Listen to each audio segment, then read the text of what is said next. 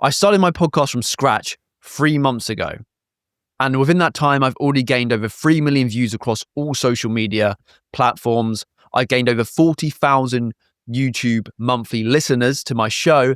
And I've secured my dream guests, including SpaceX co-founder Jim Cantrill, award-winning wildlife filmmaker, Nat Geo and Disney Plus presenter Bertie Gregory, who has over 1 million followers on Instagram alone, and over 40 plus best-selling authors, leading academics, and some of the world's highest performers.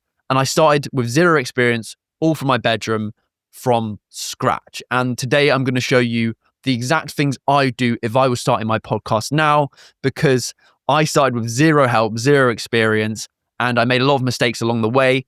And after watching this video, you're going to know exactly what to do and what not to do so you can grow your show as quick as I did with all of the failures avoided. So when I first started my show, I was doing it solo for the first few weeks. And the reason I did that is because I thought, I have 0 subscribers. I don't have any authority.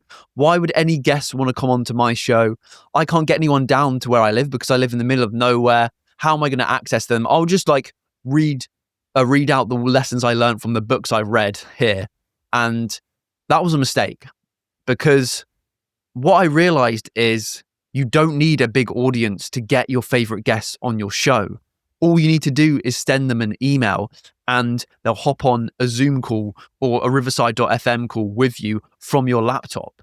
This means that you can access guests from your bedroom, from where I'm sitting right now. I am interviewing a guest later today who is a best-selling author. So this works. And I had this limiting belief that I wasn't smart enough and I wasn't good enough and I wasn't advanced enough to get these big guests that I wanted to get on my show. But the people love talking about themselves. The most fundamental thing in human nature is we get rewarded for talking about ourselves, and we love talking about ourselves. And a podcast allows a guest to do that for 2 hours and talk about the exact things that they love, the things that they enjoy, and they'll have someone listening to them. It's like an absolute win. Like, imagine if you got asked to speak about what you love for an hour to someone. You'd probably want to do that, especially if you could do it from your office or from your bedroom remotely and you don't have to travel to do it. And that's exactly what remote podcasting allows you and the guest to do.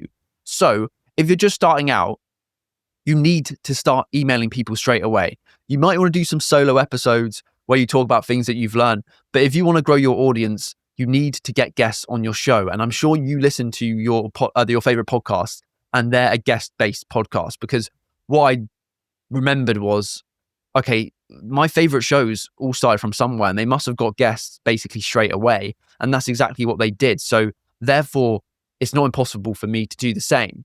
And once I got over that limiting belief and I started emailing people that I genuinely wanted to talk to and that I found fascinating, I got a lot of responses, way more responses than I ever could imagine. SpaceX co-founder Jim Cantrill was episode 15 of my show. That was my, I think, maybe my 8th or 9th or 10th guest episode ever. And that was in the first month of me emailing people. I got SpaceX co-founder Jim Cantrill on the show. Therefore, do not stop yourself from emailing guests, contacting guests. And I've made previous videos of the exact tactics I've used to persuade or get guests to say yes to coming onto the show. And the templates are in my course, first link in the description for that. But generally just start sending emails out there. And I recommend doing email over DM because you don't have your followers attached to it. And it just looks more professional, and these people check their emails more than their DMs. It doesn't go into a request section. It goes directly into their inbox. Let me give you an example recently of why this is super important. I messaged, I think, a power lifter who had about 90,000 followers on Instagram, wanting him to come onto my show. And he replied, I have to say, I don't believe that you're getting this amount of listeners, because I obviously told him I've got 3 million views across all social medias channels. And yeah, he said, I have to say, I don't believe you got this many views across your podcast, especially because the best podcasters don't get this amount, which is not true, by the way. And if I found his email address and messaged him and it didn't have the amount of followers I had attached, and it didn't have all my social media videos and posts, although I do have about 12,000 followers on Instagram, but regardless, I don't think I would have got that response. There's just something about social media that seems less genuine. If you send an email, it is more genuine, it's more professional. So that's my tactic. Just start emailing guests straight away, because a lot of yeses are going to come from it. A good tactic also when you're first emailing guests is to target academics. One, because their university emails are literally just available on the internet. Two, they love talking about their expertise. They're an expert at something. And three, there's so many of them, and they're going to have a very high chance of saying yes versus, I don't know, a celebrity or a CEO who has a super busy life, especially between academic seasons, like over summer, for example. And if you get academics on your show, it gives them a platform, but it also increases your authority via your association with this very smart person. So I'd highly, highly recommend you get academics on your show and start emailing them straight away. Another mistake I made was not being vulnerable. So the first, 10 or 20 guest episodes I did, I was just reading questions off the screen. I was nervous. I didn't really want to talk about myself too much. It was more of a traditional question answer interview. But if there's one thing you need to take away from this episode, is you really, really need to open up about yourself and try and get the guests to open up as well. This just makes the conversation so much more emotionally engaging. It increases the chances of the guest opening up if you share a vulnerable struggle that you went through. So, for example, in one of my conversations, or a few of my conversations, I've said that I used to struggle with social anxiety when I was at school, maybe when I was 16, 17, 18. I just did not enjoy it. I didn't enjoy socializing there. I always felt this ambient anxiety, and I started going to the gym and increased my confidence, and it went away eventually. I was scared to talk about that on camera, and I was scared to open up about that with the guest. But every time I've done it, the guest has really respected me. It's really deepened our connection and deepened the conversation and led to more stories and led to more guests opening up, which has created great feedback for those specific episodes. And those episodes have performed much better because it's a genuine conversation. It's not just this traditional like BBC News night Q&A interview where it's just rigid question, answer. There's back and forth. A podcast is a conversation. The guest wants to know about you. The audience wants to know about you. Of course, 80% of the time the guest is going to be speaking, but my favorite podcasts, Diary of a CEO, Modern Wisdom, Joe Rogan, Lex Friedman, Huberman, it's a back and forth conversation. A podcast is not a traditional Q&A interview if you want it to be good. It's a back and forth conversation.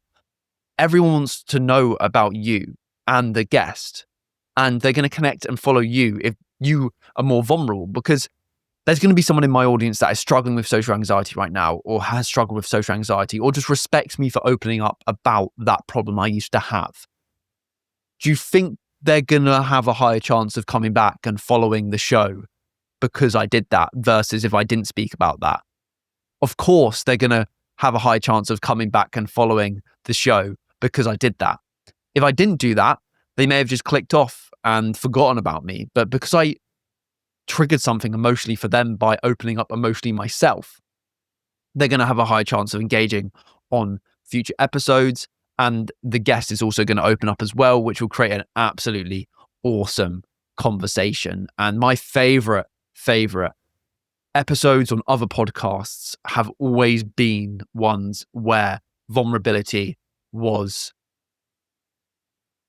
a main part of the conversation, as well as interesting insights and facts, because a lot of insights come from vulnerability. A lot of insights come from, I fucked up at this point in my life. I struggled at this point in my life. Here's what I learned. So when you're in the same situation, you can avoid that, or at least have some guidance or awareness of what the potential downsides and solutions are to this.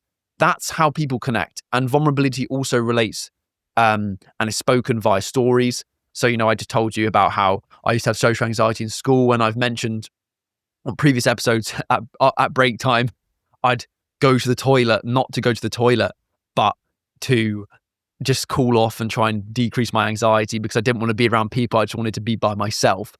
You're going to remember that. That's probably the one thing you're going to remember from this video, because we've evolved to listen and learn from stories, and it was vulnerable. It may have resonated with you. And if you drop those into your podcast conversations, the guests will open up and the audience will connect with you much, much better. So yeah, that's a mistake I made. And the more you record, the more you talk in front of camera, the more you open up on your episodes, the more you'll get rewarded for it, the quicker your audience will grow. So avoid not opening up on your show. You know, my favorite podcasters are the ones I've opened up, because whatever they've opened up about has resonated with me and has kept me a loyal follower since they did that. So that's super, super important to do on your show from the get-go if you want to grow your audience. So the next mistake I made was preparation. Not doing preparation, not doing enough preparation. There has been a few episodes where I've maybe spent an hour before or 2 hours before quickly coming up with questions and getting AI to help me do so. Like I've said in previous videos and on my course, I recommend using AI. I recommend researching the guest and asking AI to help you come up with questions and give you a summary of the guests and their expertise. Nothing against that. But what I found recently is if I start doing a couple hours or hours and hours of my own prep, of manual, traditional prep where I don't use AI, I come up with so many insights about the guest, so many questions. And then once I've done that, I then get AI to help me come up with some more questions as a supplement. And what that's allowed me to do is relate different things about the guest to whatever they're talking about midway through a conversation, which I wouldn't have been able to do if I hadn't done that extra reps and that extra prep. Preparation is everything. And obviously you don't want to do too much prep as a podcaster, because then you know everything about the guest, you know all their insights. But if you spend a few hours preparing, 4, 5, 6 hours, and then use AI to give you some other questions that you would have answered, you would have wanted to ask if you'd come up with them yourself. Obviously don't choose questions that AI has given you that you wouldn't want to ask. But that just makes the conversation deeper. You're not asking general baseline basic questions, and you know a bit more about them and the topic, which will allow you to go deeper faster, and then more people will connect and learn from it as a consequence. So you don't want to know everything about the guest, but you definitely want to do a large amount of prep if you want your show to go pro straight away. I made the mistake of not doing enough prep straight away, and the conversations were fine, the interviews were fine, but I knew they could have been better if I'd done a few more hours of prep, and a few more hours of prep equals a few more zinger deep questions. So make sure you do the amount of preparation required for your episodes. So the next thing I would do if I was starting my podcast from scratch would be repurposing the content straight away. So when I first started my show, for the first few episodes, I didn't create any reels or repurposed content for the show. And that is a massive disadvantage. And if you're just starting your show right now, I would highly, highly recommend repurposing the content straight away. Think about this. Say you record an hour episode with your guest. That's potentially 61-minute short form clips that you can put onto social media. That will get you a bigger audience faster, because guess what?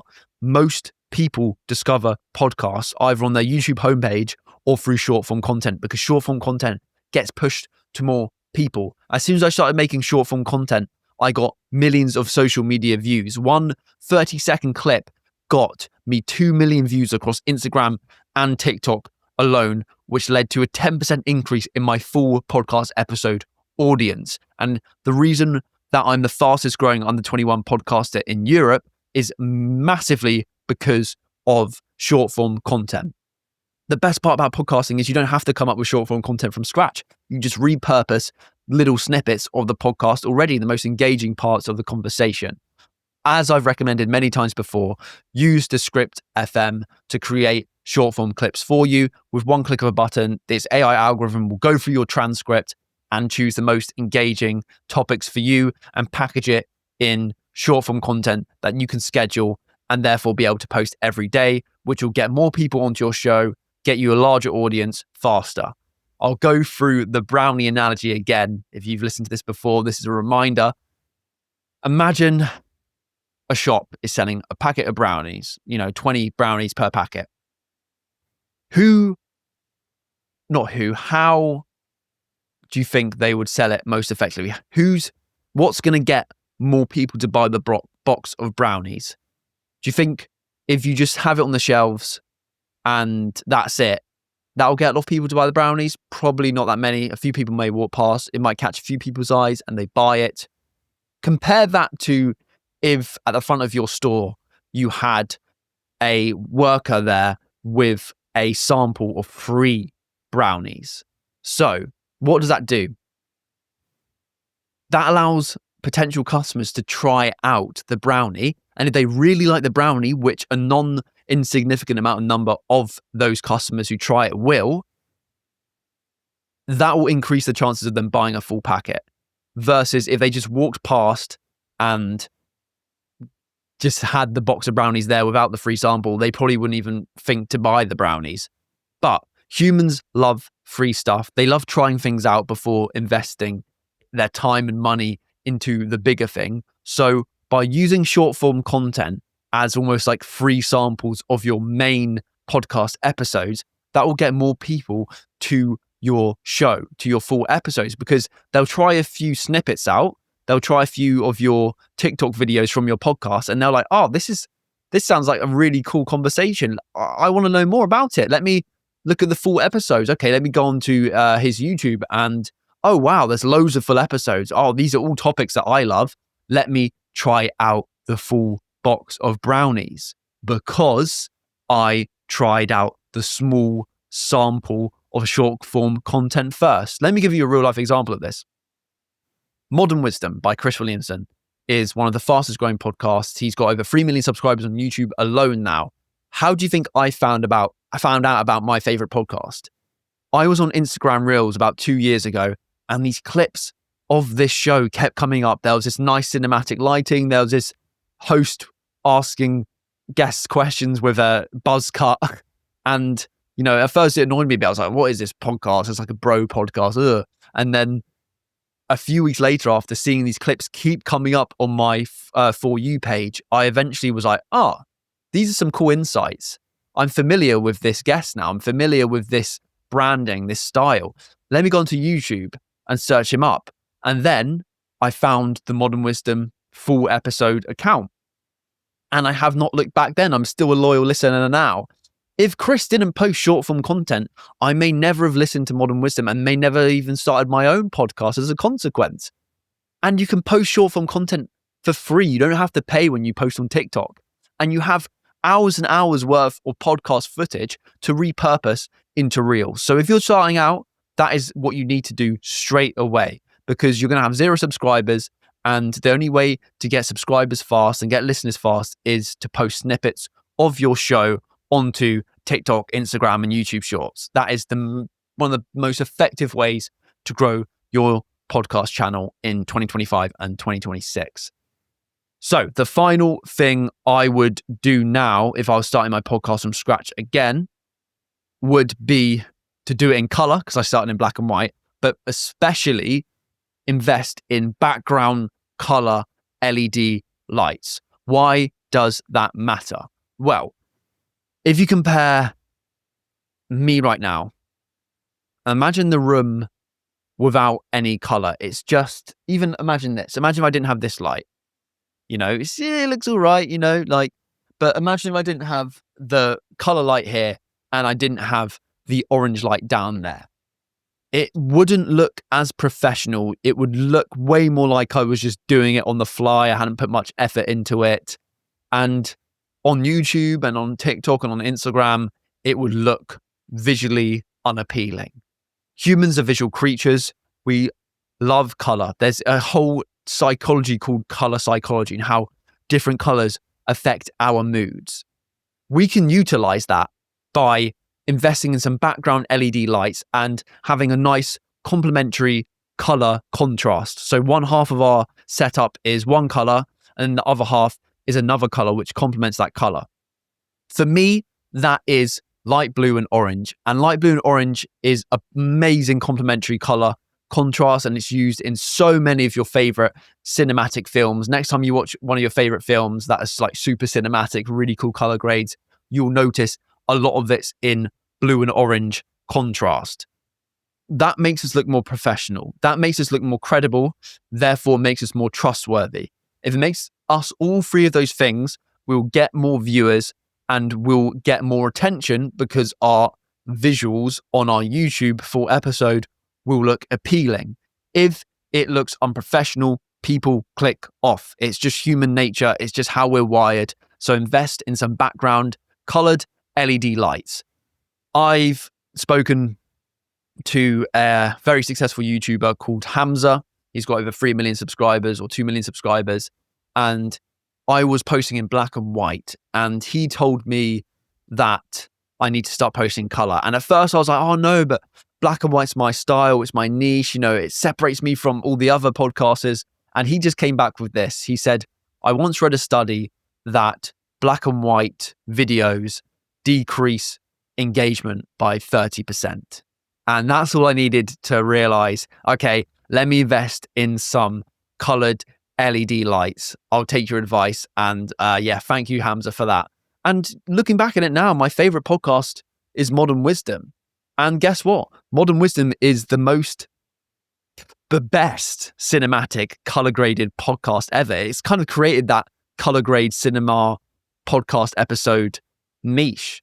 And what's happened since Chris started doing that? The channel's blown up and he's got 3 million subscribers, hundreds of millions of views. And a key part of that is making the set look nice, because that increases the professionalism, the credibility, the authority of the episode, and therefore more people listen to it. So they are some of the key things that I would do and avoid doing if I were to restart my channel. If you like these tips, then you definitely like my Pro Podcast Blueprint. It is a step-by-step course that goes through everything I do that has allowed me to become the fastest growing under 21 podcaster in Europe and allowed me to gain some of my favorite guests, including best-selling authors, CEOs like SpaceX co-founder and Phantom Space CEO Jim Cantrell, secure dream guests like Tim Flack and Buddy Gregory, two of wildlife filmmaking photography's best players in the game, or one of the best players in the game. And if you want it in chronological order and you want to understand what it takes to become a pro podcaster, this is the only place for it. All my favorite podcasters do not have a course that goes through the step-by-step process that has allowed them to grow their show. So I've made one for you. I'm literally sharing all my secrets, all my templates that I use to secure guests via email and research guests and create the best titles and thumbnails. All on this course. It's got thousands and thousands of dollars worth of advice. And right now it's half price for the first 25 people that join for just $47 a month. I could genuinely, this should be like $500 a month, and you're getting it for 10% of the price right now. But I'm going to keep doubling it the more people join. So you're early right now if you're watching this. And guess what? You'll join live weekly calls with me where we'll sit down and I'll go through your show and answer your questions and give you personalized feedback so you can get millions of views, secure big name guests in half as much time it took me to do so. And you'll be joining a community of like-minded, ambitious young podcasters to help you grow and make friends who are like-minded along the way. Because let's be real, if you're trying to start a podcast, you're an outlier. You don't have many friends who are into this. You're probably into self-improvement and you're on the lonely chapter. So if you want to become, a student of mine and get to know me and learn exactly how to become a pro podcaster and make ambitious podcaster friends along the way, top link in the description. Your future self will thank you. I'll hopefully see you there. And guess what? If you get it for $47 a month right now, 10% of the price it should be and will be soon, it will be fixed to that amount every single month, even when I increase the price. Goodbye. I'll see you there.